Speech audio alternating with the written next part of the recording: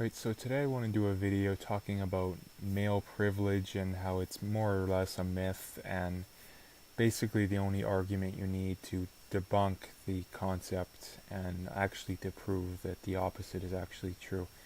But basically, what is it? Obviously, I'm just on the Wikipedia page here, but it's the concept within sociology for examining social, economic, and political advantages or rights that are available to men solely on the basis of their sex. A man's access to these benefits may vary depending on how closely they match society's ideal masculine norm. Feminist scholarship in the area of women's studies during the 1970s produced the earliest academic studies of this. These studies began by examining barriers to equity between the sexes, and then it basically says that goes on.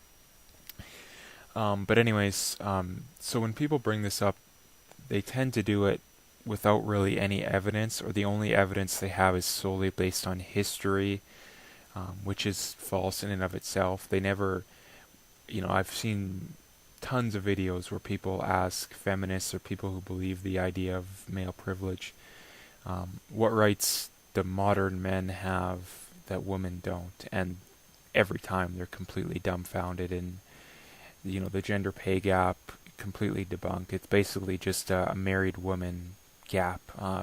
Single women um, make just as much as single men. It's the fact that women get married, they have kids. Obviously, they can't be working when they're having kids, and that's where you find this whole gap that comes in.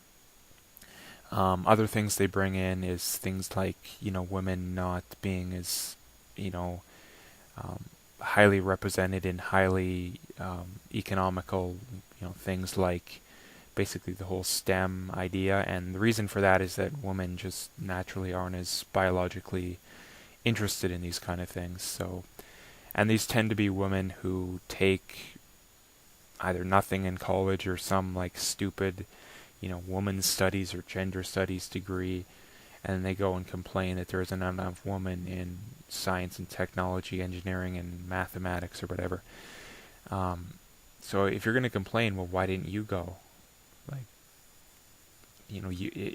if you're worried about a problem and you directly contribute to the problem, then you don't really have a right to be concerned about a problem when you're directly contributing to it.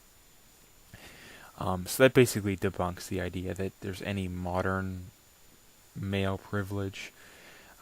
Past male privilege was basically voting, and things like the right to own property, stuff like that. And the right to own property is easily debunked in that single women were allowed to own property. It was married women weren't allowed to own property, and the reason for that is that if you're married, then it's half yours anyways. So it's being concerned about something that there's no point in being concerned about. The right to vote also is, in essence, extremely sexist against men, that to perpetuate this idea that it was biased against women, that they didn't have the right to vote. And the reason for that is men had the right to vote because they were required to register for the draft. Wars in the 20th century killed 40 million men. So 40 million men had to die in the 20th century for their right to vote. How many women had to die? Hardly any. So women basically had to complain to the government to get their right to vote. 40 million men had to die for their right to vote. So how is that in any way, shape, or form a male privilege? We're talking about tens of millions of men having to die versus women being a little bit inconvenienced. Like, that's absolutely insane. And this gets into my point to where it's actually a female privilege.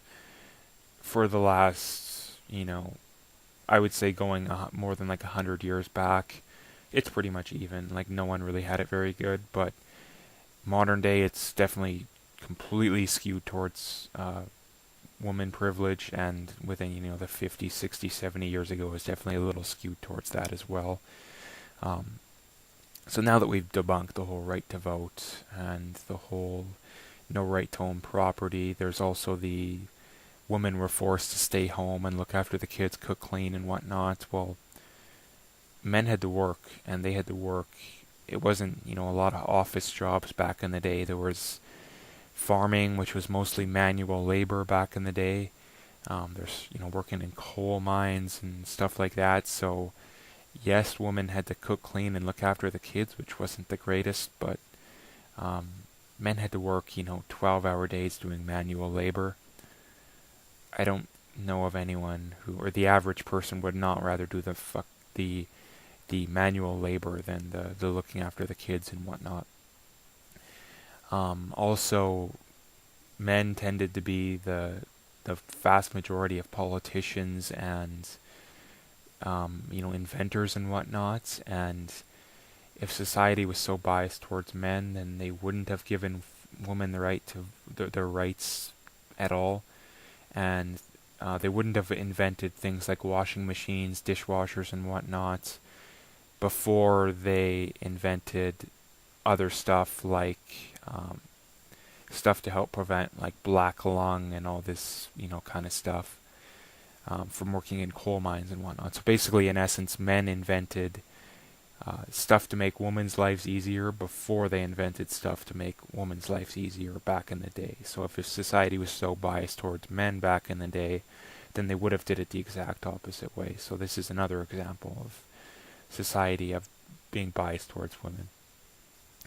And the main argument that I would bring up after I've already made more than enough arguments to completely debunk the idea is if society, let's talk about nowadays, is so biased towards men, then criticism of men would not be tolerated, even by women.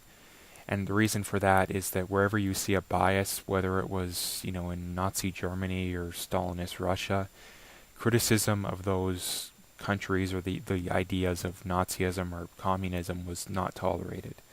And that's basically the definition of a bias, is that, or one of the ways you can tell of a bias is that criticism is not tolerated.